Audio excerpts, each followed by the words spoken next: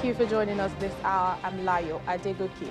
Libya's UN-backed government of national accord has declared itself in full control of Tripoli after recapturing the capital's airport. General Khalifa Haftar's forces have been besieging the city since April 2019, but intensified military support from Turkey helped government forces drive General Haftar's forces back from the front lines. A new diplomatic effort is underway to try to restart talks on a lasting ceasefire in the country.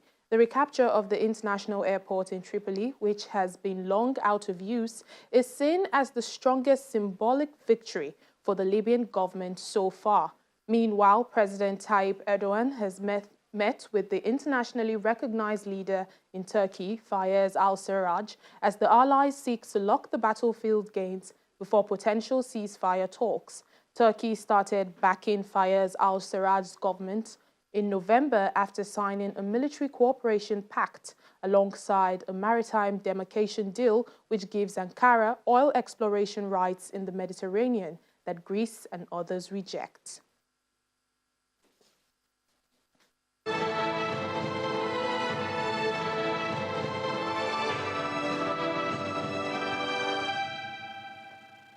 We begin our coronavirus coverage with the latest figures from Africa. The continent's COVID-19 cases now stands at 162,923.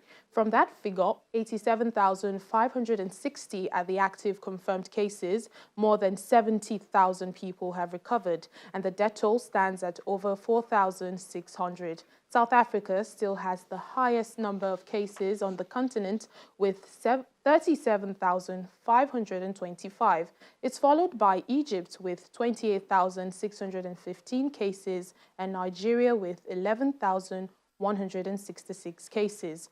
Algeria is fourth with 9,733 recorded cases, followed by Ghana, which has seen 8,548 cases.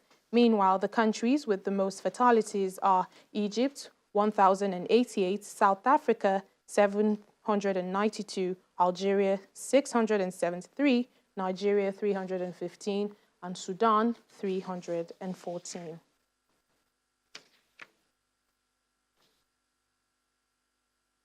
South Africa's Western Cape province has amended its testing policy to focus on those aged 55 years and above. The province, known for the port city of Cape Town, has the highest number of coronavirus cases in the country.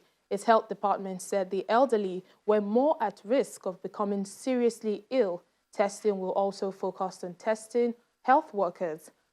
Western Cape Premier Alan Winde said the decision was made because the province had a backlog of 27,000 samples.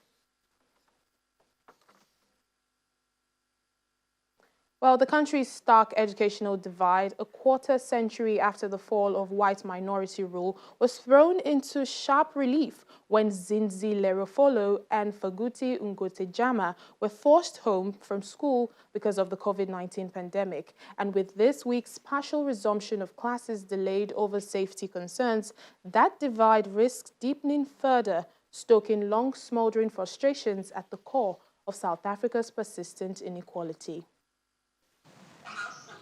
When Zinzi Lerofolo was sent home from her fee-paying girls' school in a leafy Johannesburg suburb in March, the family set up a virtual classroom that allowed her to continue studying uninterrupted. The 13-year-old has access to the internet, and her school has the means to provide online teaching during the coronavirus lockdown. It wasn't really an issue. It was more like they were really prepared, so they kind of knew it was coming. So they sent us work before we actually started. For 14-year-old Futi Ngwejana, it has been a different story. Her state school has no resources to make the leap to cyberspace, and even if it did, her family could not afford the data to access lessons in the one-room brick home in the East Johannesburg township of Tembisa, where she lives. Since the lockdown, I feel like I didn't learn much because I was not connected online. I don't have any online activities that I'm learning with. Zinzi Lerofolo has used the dining room in her spacious family home to attend classes held via video link and to do homework handed out using social media. However, about 35 kilometers away, Ngojana sat in her family's single room, where they rest, eat, wash clothes and dishes, trying to study. Noise from the traffic and people talking outside was ceaseless. The contrast between the black girls' education during the pandemic has played out the world over. In South Africa, it is especially acute and sensitive. Although the elite schools that were open only to white South Africans under apartheid are now integrated, most black pupils can't afford them. And the country has struggled to bridge huge inequalities 26 years after the fall of white minority rule.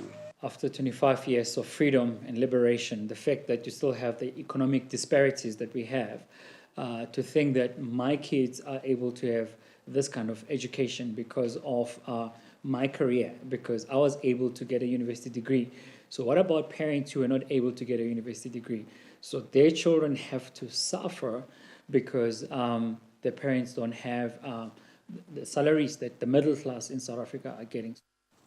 The country remains one of the world's most economically divided, with the top 10% of households owning 71% of the wealth. That's according to the World Bank data from 2018. As schools prepare to partially reopen from Monday, June 8th, the educational gap risks widening. Government ministers, teachers' unions, and parents are worried. Residents in Senegal have been protesting over a nationwide dusk-to-dawn curfew imposed almost 3 months ago because of the coronavirus pandemic.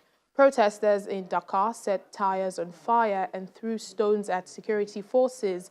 The unrest in Senegal's capital follows similar action in the holy city of Touba a night earlier. Eyewitnesses say most Senegalese are poor and 3 months of being stuck at home is too much, urging the president, Macky Sall, to help the population. Senegal's government has not faced major opposition to its handling of the pandemic, but the economy has been hard hit by measures like the overnight curfew and a ban on inter-regional travel. The country has confirmed almost 4,000 cases of COVID-19, including 45 deaths. Dakar and Touba, which is both a trading hub and major pilgrimage destination, have been hardest hit.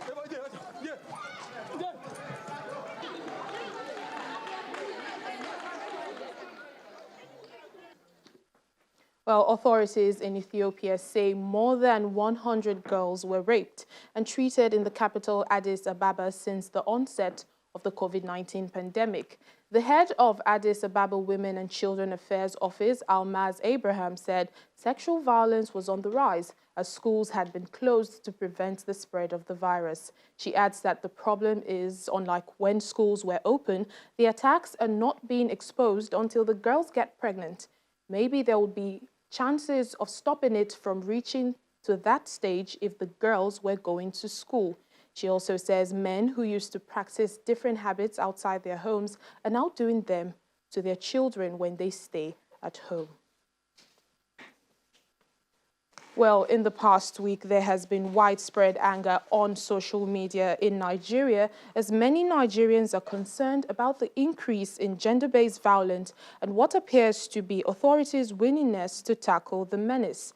The police currently are investigating the rape and murder of an 18-year-old student, Barakat Bello, in the southwestern state of Oyo. This latest case is just one in a string of violent sexual attacks and murders of young women in Nigeria in the space of a week. On Sunday, 12 men in the northwestern state of Jigawa were arrested following allegations connecting them to the rape of a 12-year-old over a 2-month period.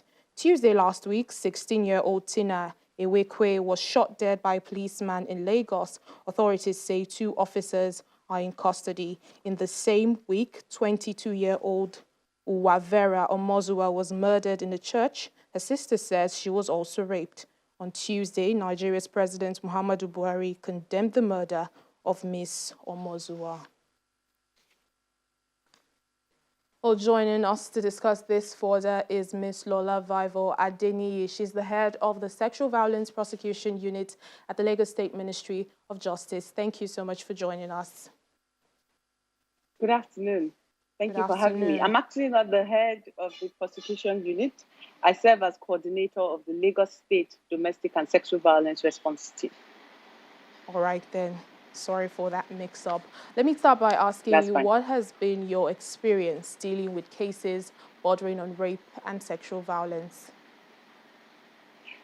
So since 2014, we've seen in Lagos, we've seen a steady increase in reporting of domestic violence, sexual violence, and child abuse. We've seen a steady increase reporting from survivors themselves, and we've seen steady increase in reporting from mandated reporters. In Lagos, we have the mandated reporting policy, where we encourage members of the public to see themselves as mandated reporters. And if they see something, they should say something and they should do something. So we've seen steady increase in reporting of cases. And also that has translated to increase in formal reporting of these cases. And these cases then get into the administration of criminal justice system, and then we're able to secure convictions. Social media has been a buzz with so many hashtags calling for justice for all victims of rape and other sexual-related abuse. But how do we make sure that tomorrow is not just another hashtag? How can justice truly be served and these criminals pay for what they've done? Social media has truly helped a lot of people to share their truth, to speak their truth to power. It has given an opportunity, a place for people to speak, without fear of condemnation. But as you've rightly said, it doesn't end on social media. People need to be brought to book. People need to be held accountable for their actions. And just in the past 2 days, we've had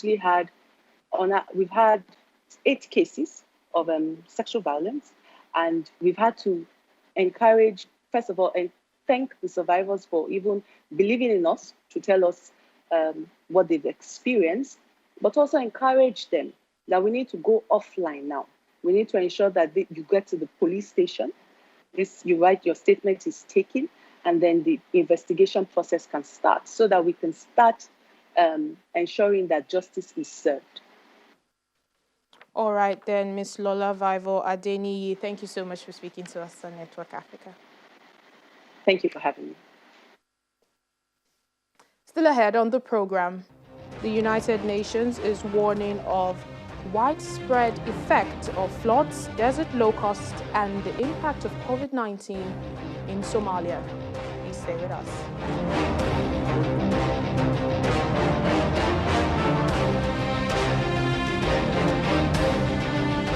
Welcome back to the program. The authorities in Liberia say they will conduct a mandatory coronavirus test on anyone caught violating a nationwide dusk to dawn curfew.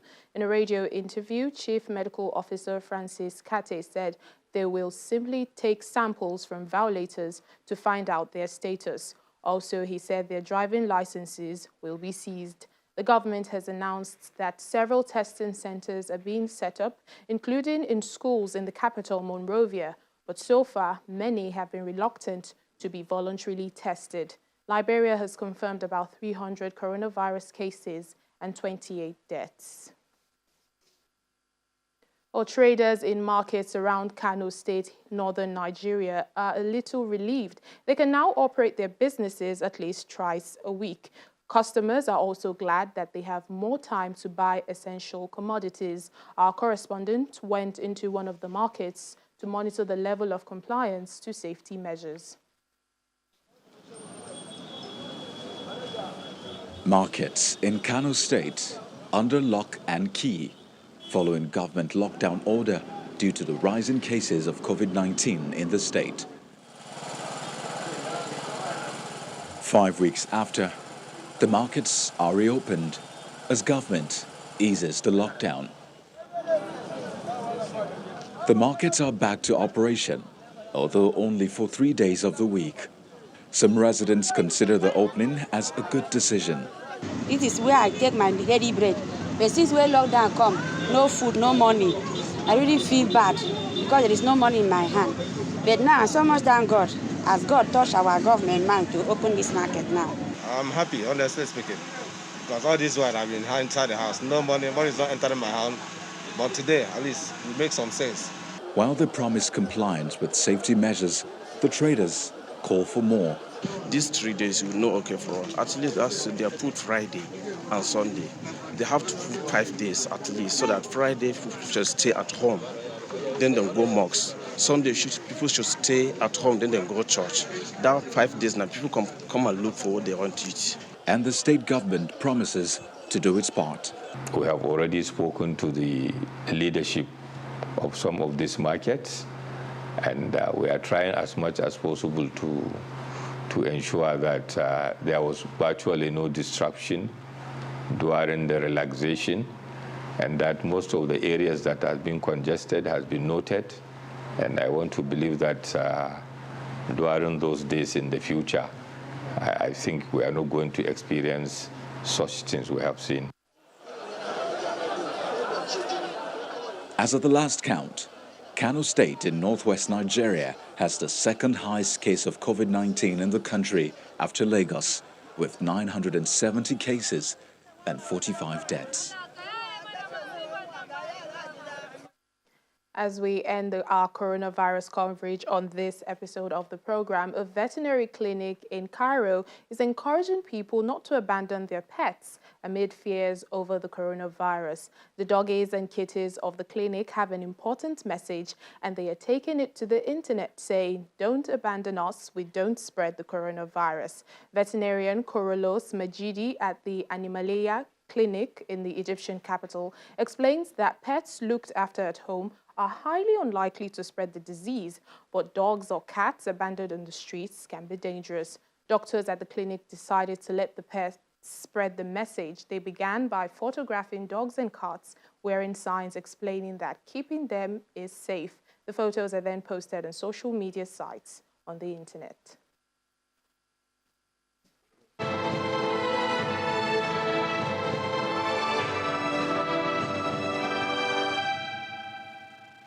Now to major stories across the continent. Dozens of people gathered outside the U.S. Embassy in Nairobi, Kenya, to protest over the death of George Floyd while condemning the systemic racism, discrimination, and abuse targeting communities of color. Mr. Floyd, a 46-year-old unarmed African-American, died after a white police officer knelt on his neck for almost 9 minutes until he stopped breathing. Over 40 people from both Kenya and other nations were seen holding placards and shouting slogans of "Black Lives Matter, No More Killings," protesting against the police brutality of both U.S. officers and local police in Kenya. The protesters issued a joint statement calling for an end to police brutality against African Americans, eliminate racial discrimination, and respect human rights, and tried to pass it over to the U.S. ambassador to Kenya, but their will was refused by workers of the embassy. We seek for you and your office. We are motivated to come to this protest today because what happened in the United States, in Minneapolis, is an affront to humanity as a whole. We realize that Black Lives Matter. They matter in the United States and they matter on the continent of Africa. We are in different geographical locations. Our struggles are not so different. So we stand in solidarity, and we continue to say that systemic oppression and racial bias and racial structures need to be demolished.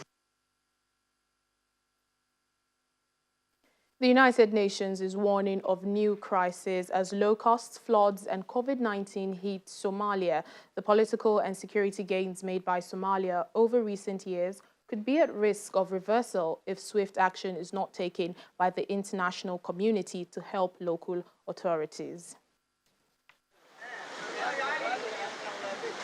The effect of devastating floods, desert locusts, and the widespread impact of COVID-19 is threatening development in the country, the UN Office for the Coordination of Humanitarian Affairs in Somalia has said.